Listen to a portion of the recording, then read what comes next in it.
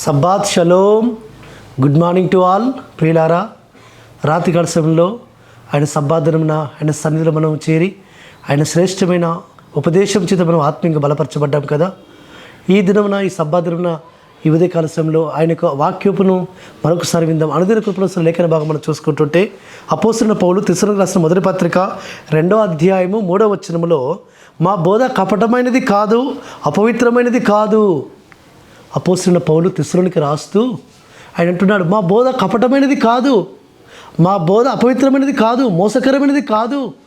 ఎందుకంటే ఈ లోకంలో అనేక మంది కపట బోధకులు వస్తున్నారు, అనేక మంది కపటమైన బోధ చేస్తున్నారు. యెహోవా మెస్సీయ ప్రేమలో నుంచి, ఆయన పవిత్రతలో నుంచి, ఆయనలో నుంచి తొలగించడానికి కొరకు అనేక రకమైన కపట బోధనలు చేస్తున్నారు. కపటమైన హృదయాలతో వస్తున్నారు. పైకి గొర్రె చర్మం కప్పుకొని లోపల తోడల్లాంటి మనస్తత్వం కలిగిన వారు ఈ లోకంలో అనేక మంది బయలుదేరి ఉన్నారు. కపట బోధకులు, అబద్ధ బోధకులు బయలుదేరి ఉన్నారు. కాబట్టి నా బోధ అపవిత్రమైనది కాదు కూడా అంటున్నాడు.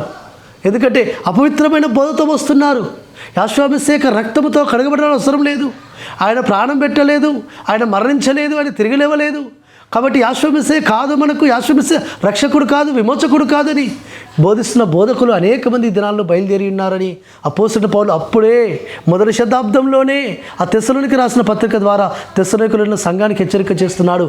ఈనాడు అంత్య దినాల్లో సార్వత్రిక సంఘాన్ని హెచ్చరిక చేస్తున్నాడు. ప్రియులారా, యెహోవా మెస్సీయలో నుంచి తొలగించడానికి కొరకు, యెహోవా మెస్సీయ యొక్క విశ్వాసంలో నుంచి, ఆయన పవిత్రతలో నుంచి, పరిశుద్ధతలో నుంచి తొలగించడానికి కొరకు అపవాది అనేక రకాలుగా కుట్ర చేస్తూ, అనేక మందిలో దూరుతూ, అనేకమైన అపవిత్రమైన బోధనలు ఈ లోకంలోకి, మనుషుల మీదకి, ముఖ్యంగా ఆయన ఏర్పాటు చేసుకున్న జనాంగ మధ్యలోకి పంపిస్తుంది. ఆయన స్వరక్తమిచ్చుకొనుకున్న సంఘంలోకి అనేక రకమైన అపవిత్రమైన బోధనలు, కపటమైన బోధనలు, మోసయుక్తకరమైన బోధనలు బయలుదేరాయి. ఆ బోధల నుంచి మనల్ని మనం కాపాడుకోవాలి.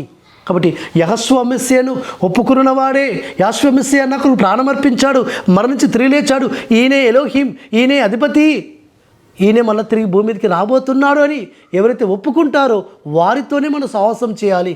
వారి బోధనే పరిశుద్ధమైన బోధ, వారి బోధనే ఎలోహిం ఆత్మచేత అభిషేకింపబడిన బోధ.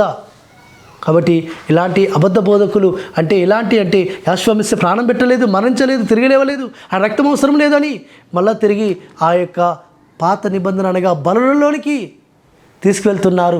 అలాంటి బోధ అది మోసకరమైన బోధ, అది అపవిత్రమైన బోధ.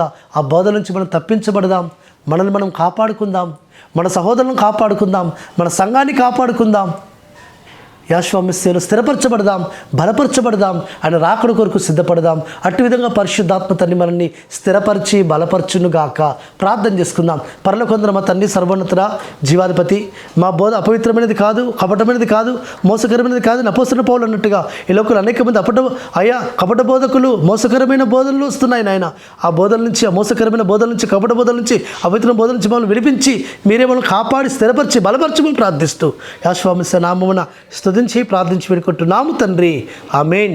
సర్వోన్నతుడు, సర్వాధికారి యెహోవా మెస్సీయ కృపా కనికరము నిరంతరం తోడుగా ఉండి మనల్ని బలపరచును గాక. ఆమేన్.